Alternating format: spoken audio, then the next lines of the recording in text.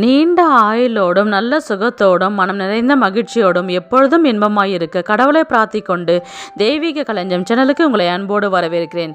ஆன்மீக அன்பர்கள் அனைவருக்கும் என் பணிவான வணக்கத்தை சொல்லிக்கொண்டு இந்த பதிவினை தொடங்கலாம். வாங்க.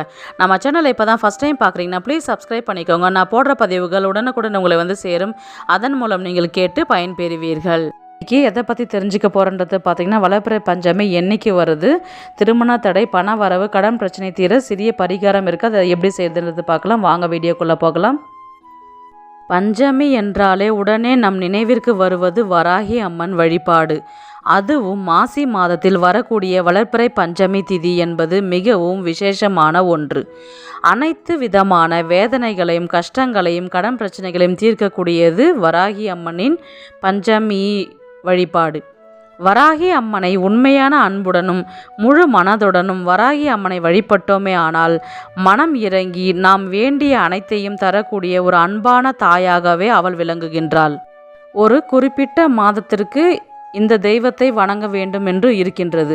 ஆனால் மாசி மாதத்தில் அனைத்து நாட்களிலும் அனைத்து தெய்வங்களையும் வழிபட சிறந்த மாதமாக திகழ்கின்றது. மிகவும் சிறப்பாக கொண்டாடக்கூடிய மகா சிவராத்திரி, சங்கடஹர சதுர்த்தி, அமாவாசை, பௌர்ணமி போன்ற அனைத்து நாட்களுமே மிகவும் சிறப்பான நாட்களாக அமைகின்றது மாசி மாதத்தில். அதிலும் சிவபெருமான் நடத்திய திருவிளையாடல்கள் மாசி மாதத்தில் அதிகம் என்று சொல்லப்படுகின்றது. நாம் செய்கின்ற காரியத்தில் ஜெயமும் காரிய சித்தியும் தருபவள் வராகி அன்னை. வளர்பிறை பஞ்சமிதான் சிறப்பு என்றாலும் தேய்பிறை பஞ்சமியிலும் வராகி அம்மனை வழிபட்டு தீபம் ஏற்றி வழிபடலாம். பஞ்சமி திதி என்னைக்கு வருதுன்றது பார்த்தீங்கன்னா, பஞ்சமி திதி ஆரம்பிக்கும் நாள் மார்ச் மாதம் 3ஆம் தேதி திங்கட்கிழமை இரவு 10:40 மணிக்கு திதி தொடங்குகின்றது. மார்ச் மாதம் 4ஆம் தேதி செவ்வாய்க்கிழமை இரவு 8:20 மணிக்கு முடிகின்றது. செவ்வாய் அன்று நாள் முழுவதும் பஞ்சமி திதி உள்ளது. இதனால் பிரம்ம முகூர்த்த வழிபாடும் செய்யலாம் அல்லது மாலை நேரத்தில் வழிபாடும் செய்யலாம். வராகி அன்னையை முதலில் வழிபாடு செய்பவர்கள் வளர்பிறை பஞ்சமி நாளை தேர்ந்தெடுக்கலாம். பூஜை செய்ய மிகவும் உன்னதமான நாள் பார்த்தீங்கன்னா வளர்பிறை பஞ்சமி. பெண் தெய்வமாக காட்சி கொடுக்கும் வராகி அன்னையை மனதார வழிபட்டாலே நம்முடைய வேண்டுதல்கள் அனைத்தும் நிறைவேறும். அதிலும் குறிப்பாக தேங்காய் தீபம் ஏற்றி வழிபாடு செய்தால் மிகவும் சிறப்பு. வளர்பிறை மற்றும் தேய்பிறை பஞ்சமி திதியில் வராகி அன்னைக்கு பூஜை செய்து நம்ம வழிபாடு செய்யும் பொழுது நம்மளுடைய அனைத்து வேண்டுதல்களும் நிறைவேறும் என்பது நம்பிக்கை. மாசி மாதத்தில் மிகவும் சிறப்புடையது. நம்ம எந்த வேலை செய்தாலும் அது பன்மடங்கு உயரும் என்பது நம்பிக்கை. மாசி மாதத்தில் வளர்பிறை பஞ்சமியில் வராகி அம்மனை நினைத்து நம்முடைய வேண்டுதல்கள் அனைத்தும் நிறைவேற இந்த வழியை நம்ம பின்பற்றினாலே நம்மளுடைய வேண்டுதல்கள் அனைத்தும் நிறைவேறி அது பல மடங்கு பெருகி கொடுக்கும் என்பது நம்பிக்கை. அதனால் வளர்பிறை பஞ்சமியில் நம்ம மறக்காமல் பூஜை செய்து நம்ம வழிபாடு செய்தால் அனைத்து விதமான செல்வங்களும் நம்மளை சேரும் என்பது நம்பிக்கை. மாசி மாதத்தில் வரக்கூடிய பஞ்சமி திதியானது இந்த மாதம் செவ்வாய்க்கிழமையில் வருகின்றது. செவ்வாய்க்கிழமை முருகனுக்கு உகந்த நாளாகவும் கருதப்படுகின்றது. அன்று வெற்றிலை தீபம் ஏற்றி வழிபடலாம் அல்லது வெற்றிலை மேல் தேங்காயை வைத்தும் தீபம் ஏற்றி வழிபாடு செய்யலாம். விரதம் இருப்பவர்கள் தங்கள் உடல்நிலை பொறுத்து விரதம் இருக்க ஆரம்பிக்கலாம். வழிபடும் முறை பார்த்தீங்கன்னா, அன்று அதிகாலையில் எழுந்து குளிச்சுட்டு அம்மன் படத்திற்கு புதிதாக பூக்களை சாற்றி மஞ்சள் குங்குமம் புதிதாக வைத்து 1 டம்ளர் காய்ச்சின பால் வைக்கலாம்.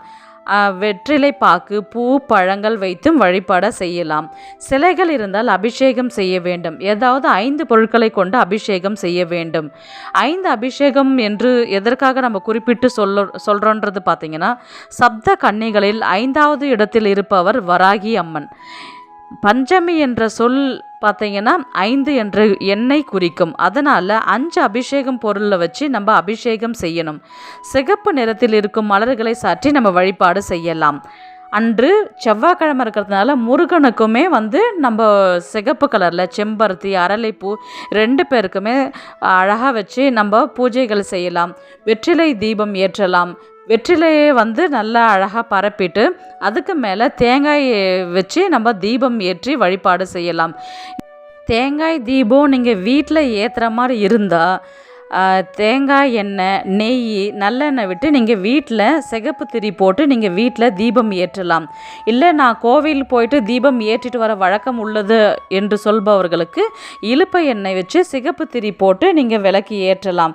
நீங்கள் கோவிலில் தேங்காயில் தீபம் ஏற்றுற மாதிரி இருந்தால் அது வந்து எப்படி நம்ம முறையாக செய்யணுன்றது பார்த்திங்கன்னா, வாழை இலை வந்து எடுத்துக்கணும். அது கூட வந்து பச்சரிசியை வந்து நல்லா பரப்பிட்டு அதுக்கப்புறம் தேங்காய்க்கு நல்ல மஞ்சள் குங்குமம் சொல்லிவிட்டு 4 பக்கமும் வச்சுட்டு அதுக்கப்புறம் உங்களால் முடிஞ்ச நெய், நல்லெண்ணெய், இலுப்பு எண்ணெய், இது கோவிலில் ஏற்றுறதா இருந்தால் இலுப்பு எண்ணெய் யூஸ் பண்ணிக்கோங்க. சிகப்பு திரி போட்டு நீங்கள் தீபம் ஏற்றலாம். பிறகு வெற்றிலை பாக்கு, விரலி மஞ்சள், ஒரு எலுமிச்சம் கனி, வாழைப்பழம், உதிரி பூக்கள் வச்சு நீங்கள் பூஜை செய்து அதுக்கப்புறம் தீபம் ஏற்றி நீங்கள் வழிபாடு செய்யலாம். இல்லை என்னால் கோவிலுக்கு போக முடியல, தேங்காய் தீபம் ஏற்ற முடியவில்லை என்றால் வீட்டில் இருக்குது குத்து விளக்கு. அதில் 5 முகம் கொண்ட குத்து விளக்கு தான் எல்லார் வீட்லேயுமே நம்ம யூஸ் பண்ணுவோம். அதில் நீங்கள் நெய் இல்லை நல்லெண்ணெய் விட்டு நீங்கள் தீபம் ஏற்றி நீங்கள் வழிபாடவும் செய்யலாம். அதுக்கப்புறம் வந்து பார்த்திங்கன்னா, நிலத்துக்கு அடியில் இருக்கக்கூடிய சர்க்கரை வள்ளிக்கிழங்கு, நவதானியங்கள், மொச்சைப்பயிறு இது எல்லாமே வச்சு நம்ம நவதானியங்கள் எது உங்கள்கிட்ட இருக்குதோ அதை வச்சு நீங்கள் பூஜை செய்யலாம். இல்லை எதுவுமே என்னால் அந்த நேரத்துக்கு ரெடி பண்ண முடியலன்றவங்களுக்கு சுக்கு கொஞ்சம் தட்டி போட்டு, ஏலக்காய் கொஞ்சம் தட்டி போட்டு, நீங்கள் கொஞ்சம் வெல்லம் போட்டு பானகம் ரெடி பண்ணி அதை வச்சுட்டு கூட நீங்கள் பூஜை செய்ய ஆரம்பிக்கலாம். அன்று நாள் முழுவதும் ஓம் வராகி தாயே போற்றின்னு சொல்லலாம். ஓம் பஞ்சமுகி தாயே போற்றி, உங்களுக்கு என்ன மந்திரம் தெரியுமோ அதை நீங்கள் சொல்ல ஆரம்பிக்கலாம். அல்லது 108 முறை வந்து குங்குமம் அர்ச்சனை செய்வது மிகவும் சிறப்புடையது. அதுவும் எங்களுக்கு டைம் இல்லை அப்படின்றவங்களுக்கு மாதுளை பழம் இருக்குது பார்த்திங்களா, 108 முத்துக்களை வந்து நம்ம அர்ச்சனை செய்து நம்ம அப்படியும் வந்து ஓம் வராகி தாயே என்று 108 முறை வந்து அந்த மாதுளம்பழ முத்துக்கள் வச்சு நீங்கள் பூஜை செய்யலாம். இதனால் வந்து பார்த்திங்கன்னா பண வரவு அதிகரிக்கும், கடன் பிரச்சனை தீரும், உங்களுடைய கஷ்டங்கள் விலகும் என்பது ஐதீகம். அன்னைக்கு ஈவினிங் போல் நீங்கள் விரதத்தை வந்து முடிச்சுக்கலாம். தீபம் ஏற்றி வழிபாடு செஞ்சுட்டு இப்போ நீங்கள் நெய்வேத்தியமாக வச்சிங்க இல்லைங்களா, சக்கரை வள்ளிக்கிழங்கு, நவதானியம், அதில் ஏதாவது ஒன்று நீங்கள் சமைச்சிட்டு அதை சாப்பிடவும் நீங்கள் செய்து விரதத்தை முடிச்சு கொள்ளலாம். பண வரவு அதிகரிக்க பஞ்சமி நாள் வளர்ப்பிறையில் இந்த ஒரே ஒரு பரிகாரம் பண்ணுங்க. பண வரவு அதிகரிக்க ஒரு தாம்பூல தட்டில் மருதாணி இலைகளை பரப்பி அது மேலே தேங்காய் தீபம் ஏற்றி, தேங்காய் தீபம்லாம் ஏற்றினதுக்கு பிறகு அந்த இலைகளை தூக்கி போடாமல் அதை அரைச்சி நீங்கள் கையில் வச்சுக்கோங்க. இதனால் வந்து பார்த்திங்கன்னா பண வரவு அதிகரிச்சுக்கிட்டே இருக்கும். பணத்தை ஈர்க்கக்கூடிய சக்தி வந்து மருதாணி இலைக்கு அதிகமாகவே உண்டு. லக்ஷ்மிக்கு அம்மாவுக்கு பிடிச்ச இலைகள் முதல்ல பார்த்திங்கன்னா மருதாணி இலைகள். அதனால் பண வரவு அதிகரிச்சுக்கிட்டே இருக்கும். திருமண தடை இருக்கிறவங்க வந்து பார்த்திங்கன்னா விரலி மஞ்சளுக்கு நம்ம மாலையாக சாற்றி அம்மனுக்கு போடுவோம் இல்லைங்களா, அந்த விரலி மஞ்சளில் வந்து நீங்கள் தீபம் ஏற்றணும். அகல் தீபம் கொண்டு நீங்கள் தீபம் ஏற்றி வழிபட்டுட்டு அந்த விரலி மஞ்சள் கொம்பு இருக்குது பார்த்தீங்களா, ஆண் பிள்ளையாக இருந்தாலும் சரி பெண் பிள்ளையாக இருந்தாலும் சரி வீட்டில் கல்யாணம் ஆகாமல் திருமண தடை ஏற்பட்டுக்கிட்டே இருக்கிறவங்களுக்கு இதை வந்து ஒரு மஞ்சள் கயிறு கொண்டு அந்த விரலி மஞ்சளை கட்டிட்டு நீங்கள் ரைட் சைடு கையில் கட்டிட்டு 1 வீக்கு கழித்து அதை நீங்கள் கழட்டி கால்படாத இடத்துல நீங்கள் போட்டுட்டிங்கனாவே அந்த திருமண தடை நீங்கி கூடிய விரைவில் திருமணம் நடக்கக்கூடிய பாக்கியம் வந்து கிடைக்கும். அடுத்த மெயின் பிரச்சனை பார்த்திங்கன்னா கடன் பிரச்சனை தான். கடன் பிரச்சனை தீர்றதுக்கும் வந்து பார்த்திங்கன்னா நல்ல ஒரு சொல்யூஷன் இருக்குது. ஒரு தாமலை தட்டில் செம்பருத்தி பூக்களை பரப்பி நெய் தீபம் ஒன்று ஏற்றணும். பிளெயின் விளக்கு ஒன்று வச்சுட்டு அதுக்கு மேலே நெய் தீபம் ஏற்றி நீங்கள் வராகி அம்மனை வழிபாட்டு, இப்போ அந்த கீழே இருந்தது இல்லைங்களா பூவை பரப்பி தானே விளக்கு ஏற்றிருப்பீங்க இல்லையா, அந்த ஒரு பூக்கள் வந்து பார்த்திங்கன்னா காஞ்சிருக்கும். நீங்கள் உங்களுடைய பர்ஸில் வச்சுக்கும் பொழுது கண்டிப்பாக பண வரவு அதிகரிச்சுக்கிட்டே இருக்கும்.